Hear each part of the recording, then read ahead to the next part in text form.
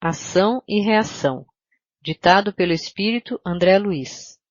Autor: Francisco Cândido Xavier. Capítulo 11. O Templo e o Parlatório. Terminada a fase culminante do caso Antônio Olímpio, e interessados na continuidade de nossos estudos, Hilário e eu procuramos o instrutor Druso, que aconselhou solicitamente após ouvir-nos. Compreendo que a mansão em si já lhes terá fornecido elementos básicos e graves conclusões em torno da lei de causa e efeito. Aqui, na maioria dos problemas, quase sempre encontramos os frutos concretos da ação. Junto de nós é possível verificar, de perto, a colheita do sofrimento em todas as suas fases difíceis e dolorosas. E sorrindo, acentuou: a região infernal permanece superlotada de contas maduras. Aqui a sovinice suporta o azinhavre de atrozes padecimentos. O crime defronta com todas as espécies de angústia no remorso tardio, e a delinquência responsável é surpreendida pelas trevas que lhe agravam as amarguras, porque as coletividades dos lavradores culpados pela plantação de tantos espinheiros não dispõem de coragem para recolher o fruto envenenado da sementeira a que se afeiçoam. Desorientados e dementes, sublevam-se contra as flagelações que geraram e caem nas profundezas da rebelião e do desespero.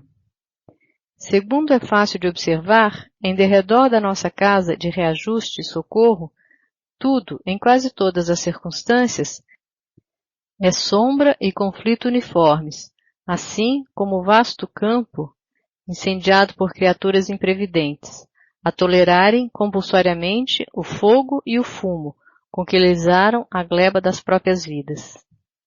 Druso calou-se, caminhou na direção de larga janela que se abria para os nevoeiros exteriores, mirou, compadecido, a triste paisagem que nossos olhos conseguiam descortinar, e em seguida voltou para perto de nós, asseverando: ainda assim, será bom prolonguem o trabalho em que se empenham, anotando os princípios de compensação em mais amplos setores. Nesse sentido, consideramos de suma importância as realizações em andamento na esfera carnal, como fatores determinantes de céu ou de inferno nas pessoas que os procuram, razão porque auguramos aos dois o melhor aproveitamento nas atividades que venham a empreender na zona de relações entre nossa casa e o homem comum não distante. Precisamos reconhecer que todos criamos o destino ou renovamo-lo todos os dias, e aqui o exame de semelhante lição é mais vagaroso, porquanto o nosso instituto mais se nos afigura uma estação de chegada em que a culpa se movimenta com lentidão. Entre os espíritos encarnados, porém, mais facilmente se nos revela o mecanismo da lei, através da qual vive a alma nas suas próprias edificações. No vaso da carne, a planta da existência se desenvolve, floresce e frutifica. A morte fisiológica realiza a grande ceifa. Em nosso mundo, temos, desse modo, a seleção natural dos frutos. Os raros que se mostram aprimorados são conduzidos à lavoura da luz divina, nos planos celestiais, para mais ampla ascensão ao grande futuro. Todavia, a massa esmagadora dos que chegam deteriorados ou imperfeitos estaciona nos celeiros de sombra das regiões inferiores em que nos achamos, à espera de novo plantio nas leiras do mundo. É que cada criatura transpõe os umbrais do túmulo com as imagens que em si mesma plasmou, utilizando os recursos do sentimento, da ideia e da ação que a vida lhe empresta, irradiando as forças que acumulou no espaço e no tempo terrestres. Cremos, pois, seja oportuna a observação do assunto entre as almas encarnadas para que se lhes enriqueça a experiência. Aquelas ponderações, ditas em tom paterno, comoviam-me intensamente. Druso pronunciava-as com afabilidade e tristeza. Não obstante, sorri-se. Como sempre, encantado com a sua personalidade dificilmente abordável no conjunto, silenciei, acatando-lhe as manifestações, mas Hilário perguntou irrequieto, valendo-se da pausa que surgira. Que nos sugere, porém, a fim de que atendamos aos estudos a que se reporta? O instrutor respondeu de pronto. Possuímos sempre renovado material de consulta no templo e no parlatório exteriores de nosso domicílio, usualmente frequentados por irmãos do plano físico, provisoriamente desligados da habitação corpórea por influência do sono, bem como pelos companheiros desencarnados que vagueiam em torno da mansão, à caça de reconforto. Muitos deles estão ligados ao nosso santuário pelos fios da reencarnação, enquanto muitos outros chegam até nós em busca de socorro. Dispomos aí de atendentes numerosos que lhes coletam as reclamações e registram os problemas para orientarmos com segurança o nosso esforço de paz e cooperação. É interessante, assim, que os amigos se incorporem, durante alguns dias, às nossas equipes de serviço, colaborando conosco e relacionando apontamentos diversos. Não poderíamos contar com a ajuda de Silas? Indagou meu colega, referindo-se ao companheiro cuja presença para nós significava alegria e coragem.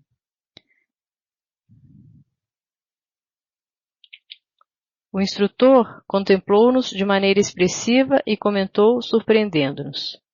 Não fosse o objetivo das informações que coligem, e certo, não nos seria possível permitir que o assistente mencionado lhes tutelasse a recolta de ensinamentos. Sabemos, contudo, que o trabalho em andamento se destina a instruções para a esfera dos companheiros reencarnados e semelhante tarefa nos obriga a considerar-lhes a petição. Realmente, não lhes convém qualquer perda de oportunidade ou de tempo, e embora sejam atualmente enormes as responsabilidades de Silas em nossa casa, não vejo como privá-los do companheiro que, sem dúvida, é aqui o depositário imediato de nossa melhor confiança. Logo após, enquanto mergulhávamos em silenciosas considerações acerca do seguro serviço de inteligência com que o grande benfeitor nos seguia à meta, Silas foi chamado à nossa presença, recebendo recomendações no sentido de prestar-nos a assistência precisa. Instrutor e assistente, em conversação íntima e rápida, permutaram impressões cuja significação total não nos foi possível perceber. Terminado o entendimento, Silas marcou o horário exato em que nos cabia efetuar o reencontro, e com isso a nossa entrevista com o governador da mansão fora praticamente encerrada. No momento previsto, o assistente veio procurar-nos, solícito. Íamos visitar o templo da mansão. Atravessamos longas filas de corredores, até que, através de estreito postigo, tivemos acesso a vasto recinto iluminado. Assemelhava-se o ambiente ao de grande capela, das que conhecemos no mundo. De face voltada para o exterior, uma cruz de radiante material argênteo, sobre alva e simples mesa, encostada ao centro do fundo, era o único símbolo religioso ali existente. Mas de todas as paredes laterais, a se caracterizarem por brancura de neve, distinguiam-se pequenas reentrâncias, esculpidas em forma de nichos. A luz dominante casava-se de encantadora maneira com a melodia cariciosa a ressoar docemente no largo corpo da nave. Que mãos invisíveis produziam a música veludosa e terna que nos inclinava à reverência e à meditação? Mais de 200 de entidades diversas, formando piedoso conjunto, em fileiras, quase do mesmo número, postavam-se em prece ante os nichos vazios. Não sei que estranha emotividade me tomou a alma toda. A fé simples da infância reconquistara-me o íntimo.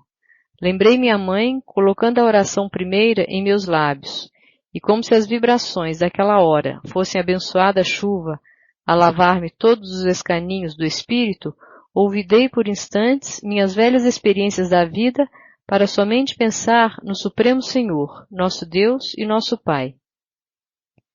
Lágrimas quentes rorejaram minha face. Quis algo perguntar ao assistente bondoso.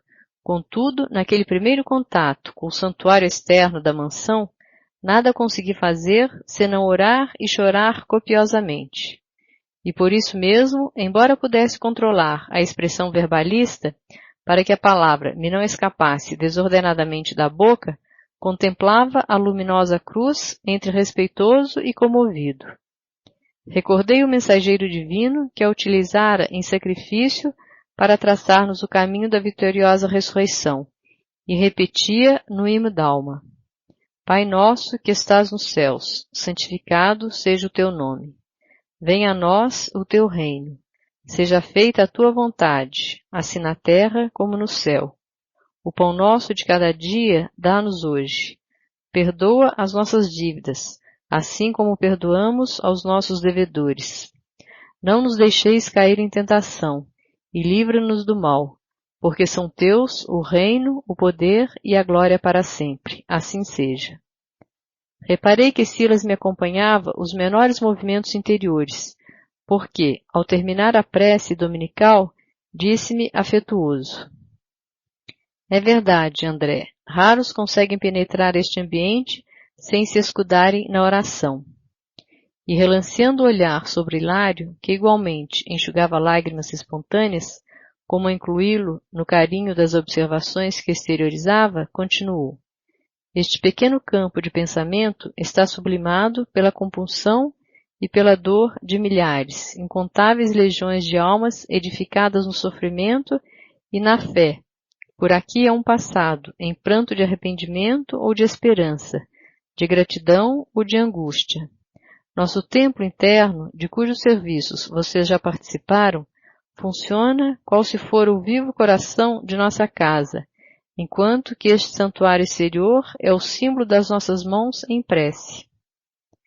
Apontando as criaturas que oravam em silêncio ante os altares despovoados, ousei perguntar ao irmão Prestimoso: que significam no recinto a imagem da cruz e estes nichos vazios? O assistente esclareceu sem demora. A cruz recorda a todos os visitantes que o Espírito de Nosso Senhor Jesus Cristo aqui se encontra presente, não obstante estejamos nos abismos infernais. E os nichos vazios dão oportunidade a que todos se dirijam aos céus, segundo a fé que abraçam. Até que a alma obtenha a sabedoria infinita, é indispensável caminhe na longa estrada dos símbolos de alfabetização e cultura que a dirigem na senda de elevação intelectual. E até que atinja o infinito amor, é necessário palmilhe as longas rotas da caridade e da fé religiosa, nos múltiplos departamentos da compreensão que lhe assegura o acesso à vida superior. Os poderes divinos que nos regem determinam que toda classe de fé sincera e respeitável aqui encontre amorosa veneração. Observando que a reduzida comunidade de almas em prece se alinhava em posições diversas, de vez que algumas se mantinham de pé ou comodamente sentadas, enquanto que a maioria se punha de joelhos, Hilário ensaiou algumas indagações, a que Silas respondeu, condensando os assuntos. Sim, desde que o respeito mútuo seja necessariamente guardado, todos aqui podem orar como melhor lhes pareça.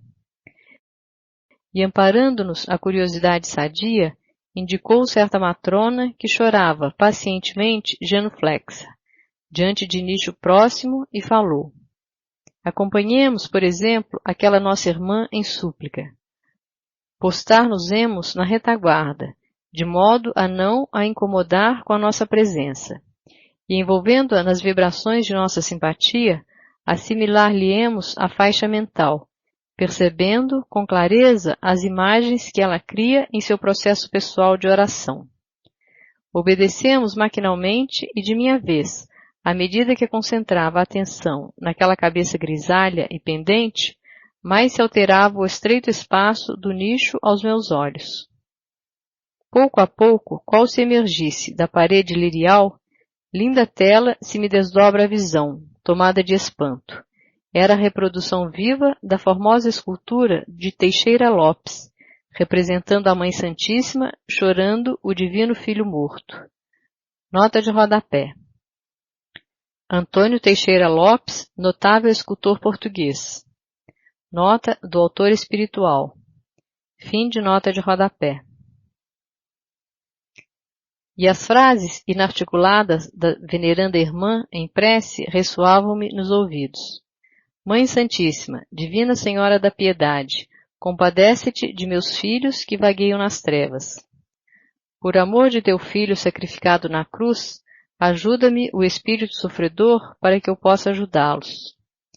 Bem sei que por sinistro apego às posses materiais, não vacilaram em abraçar o crime. Em verdade, Senhora, são eles homicidas infortunados que a justiça terrestre não conheceu. Por isso mesmo, padecem com mais intensidade o drama das próprias consciências, enleadas à culpa. Nesse ponto da petição, Silas tocou-nos de leve os ombros, convidando-nos ao ensinamento devido e explicou. É uma pobre mãe desencarnada que roga pelos filhos transviados nas sombras. Invoca a proteção de Nossa Mãe Santíssima sob a representação de Senhora da Piedade, segundo a fé que o seu coração pode, por enquanto, albergar, no âmbito das recordações trazidas do mundo. Isso quer dizer que a imagem de nossa visão, esta observação ficou, porém, no ar, porque Silas completou presto.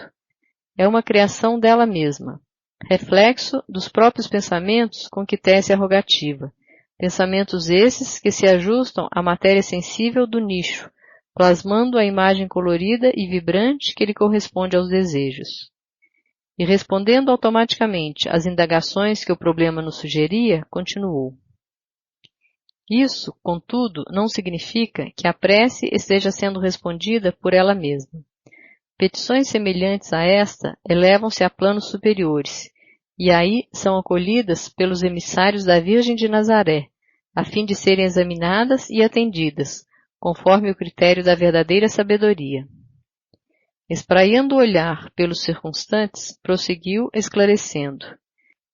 Encontram-se aqui devotos de vários grandes heróis do cristianismo, em diversos cultos de fé. E olhando em torno, com a sua ampla experiência, apontou outra senhora em oração, acrescentando. Ali temos nobre matrona exorando a proteção de Teresinha de Lisieux, a doce monja do Carmelo, desencarnada na França. Nota de rodapé. Santa Teresa do Menino Jesus, na Igreja Católica, desencarnada no Carmelo de Lisieux, França, em 30 de setembro de 1897. Nota do autor espiritual. Fim de nota de rodapé. E a mensagem dela alcança o coração da famosa freira? Indagou Hilário com o otimismo de sempre. Como não? Respondeu o interlocutor.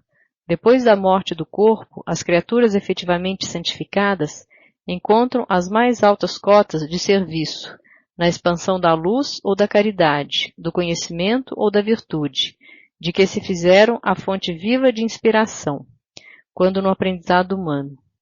O céu beatífico e estanque existe apenas na mente ociosa daqueles que pretendem progresso sem trabalho e paz sem esforço. Tudo é criação, beleza, aprimoramento, alegria e luz incessantes na obra de Deus, a expressar-se divina e infinita através daqueles que se elevam para o infinito amor. Assim, pois, o coração que deixa na terra uma sementeira de fé e abnegação passa a nutrir, do plano espiritual, a lavoura das ideias e dos exemplos que legou aos irmãos de luta evolutiva. Lavoura essa que se expande naqueles que lhe continuam o ministério sagrado, crescendo, assim, em trabalho e influência para o bem, no setor de ação iluminativa e santificante que o Senhor lhe confia. Meu companheiro, que assinalava o esclarecimento com tanta atenção quanto eu mesmo, obtemperou. E na hipótese de a alma julgada santa entre os homens, não ser realmente santa no plano da verdade? As preces que lhe sejam dirigidas atingem os objetivos visados, ainda mesmo quando o suposto santo permaneça em duras experiências nas regiões das sombras? Sim, Hilário, aclareou o assistente. As orações podem não encontrar de imediato o espírito a que se destinam, mas alcançam-lhe o grupo de companheiros a que deveria ajustar-se e que, amorosamente, o substituem na obra essencial do bem, em nome do Senhor, visto que, na realidade, todo amor na criação eterna é de Deus. Imaginemos, para exemplificar, que a referida monja não estivesse temporariamente em condições de prestar auxílio. Se isso acontecesse, as grandes almas, acrisoladas na disciplina da instituição, em que tanto se distinguiu, se encarregariam de fazer por ela o trabalho necessário e justo, até que pudesse tomar sobre os ombros o apostolado que lhe compete.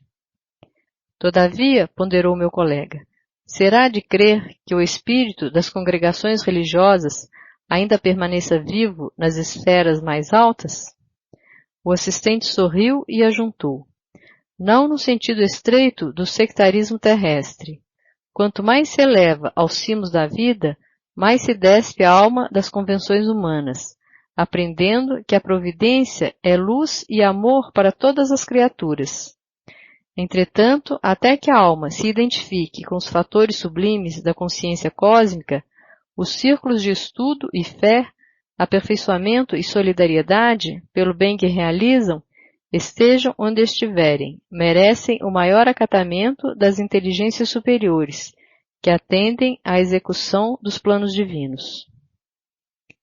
Logo após, como se quisesse fixar em nosso espírito os méritos da lição, dirigiu o olhar para certa senhora que se mantinha em prece, não distante de nós, e depois de ligeira observação, conduziu-nos até ela, recomendando-nos atenção.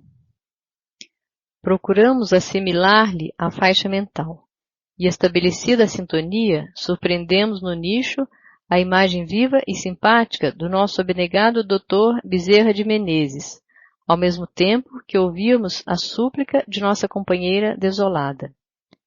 Nota de rodapé. Dr. Adolfo Bezerra de Menezes, apóstolo do Espiritismo Cristão no Brasil, desencarnado no Rio de Janeiro em 11 de abril de 1900. Nota do autor espiritual. Fim de nota de rodapé. Dr. Bezerra, por amor de Jesus, não abandones meu pobre Ricardo nas trevas da desesperação. Meu esposo infeliz atravessa rudes provas. Ó generoso amigo, socorre-nos.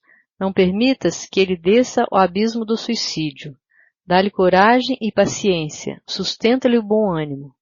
As dificuldades e as lágrimas que o afligem no mundo caem sobre minha alma como chuva de fel.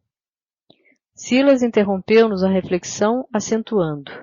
Segundo reconhecemos, o santuário serve à oração digna, sem cultos especiais. Ali alguém recorre ao amparo da monja de Lisieux. Aqui, um coração infortunado pede socorro ao notável companheiro dos espíritas no Brasil. Antes de desviar a minha atenção, fitei o semblante do grande médico, segundo as recordações da irmã que orava, confiante, anotando o primor da fotografia mental que ela exteriorizava. Víamos ali o retrato do Dr. Bezerra, qual conhecemos, sereno, simples, bondoso, paternal. Procedendo-nos às interrogações costumeiras, o assistente informou. Com mais de 50 anos consecutivos de serviço à causa espírita, depois de desencarnado, Adolfo Bezerra de Menezes fez jus à formação de extensa equipe de colaboradores que lhe servem a bandeira de caridade. Centenas de espíritos estudiosos e benevolentes obedecem-lhe as diretrizes na lavoura do bem, na qual opera ele em nome do Cristo. Desse modo, alegou Hilário, é fácil compreendê-lo agindo em tantos lugares ao mesmo tempo. Perfeitamente, concordou Silas. Como acontece na radiofonia, em que uma estação emissora está para os postos de recepção, assim qual uma só cabeça pensante para milhões de braços, um grande missionário da luz, em ação no bem, pode refletir-se em dezenas ou centenas de companheiros que lhe acatam a orientação no trabalho ajustado aos desígnios do Senhor. Bezerra de Menezes, invocado carinhosamente em tantas instituições e lares espíritas, ajuda em todos eles, pessoalmente ou por intermédio das entidades que o representam com extrema fidelidade. Para isso, aduziu meu colega, terá o seu campo próprio de atividade, assim como um chefe de serviço humano possui a sede administrativa da qual distribui com os comandados o pensamento diretor da organização. Como não, falou-nos o assistente, sorrindo. O senhor, que tem meios de instalar condignamente qualquer dirigente de trabalho humano, ainda mesmo nas mais ínfimas experiências da vida social no planeta, não relegaria à intempérie os missionários da luz no plano espiritual. Assim dizendo, Silas discretamente nos compelia a caminhar na direção da porta de acesso ao pátio exterior do templo. Alcançando a saída, notamos que a claridade ambiente se apagava quase que de chofre, a poucos metros do pórtico, dando-nos a ideia de sofrer tremendo impacto das sombras circundantes. No enorme átrio adensava-se turba imensa. Grupos diversos conversavam em alta voz. Havia quem chorasse, quem deprecasse, quem gemesse. Nossa visão, ainda não adaptada, mal registrava os contornos da grande multidão que ali se aglomerava. Entretanto, podíamos ouvir com precisão palavras e gritos, rogativas ardentes e desconsoladores apelos. Notando-nos a estranheza, o assistente observou comovido. Aqui temos o parlatório da mansão, ao qual comparecem grandes fileiras de almas sinceras e sofredoras, mas habitualmente em profundo desespero, a inibir-lhes as vantagens da oração pacífica. E com expressivo gesto ajuntou: neste grande recinto, dedicado à palavra livre, encontramos realmente a nossa divisa vibratória. Além dele, é a dor inconformada e terrível, gerando monstruosidade e desequilíbrio, a exprimirem o inferno da interpretação religiosa comum. No entanto, muros adentro de nossa casa, é a dor paciente e compreensiva, criando renovação e reajuste para o caminho dos céus. Diante dos quadros deprimentes sob nossa vista, não dispunhamos de expressão para qualificar o estupor de que nos sentíamos dominados. Foi por isso que nos calamos, de maneira instintiva, perante a quietação do assistente que, a nosso ver, recorria silencioso ao favor da oração.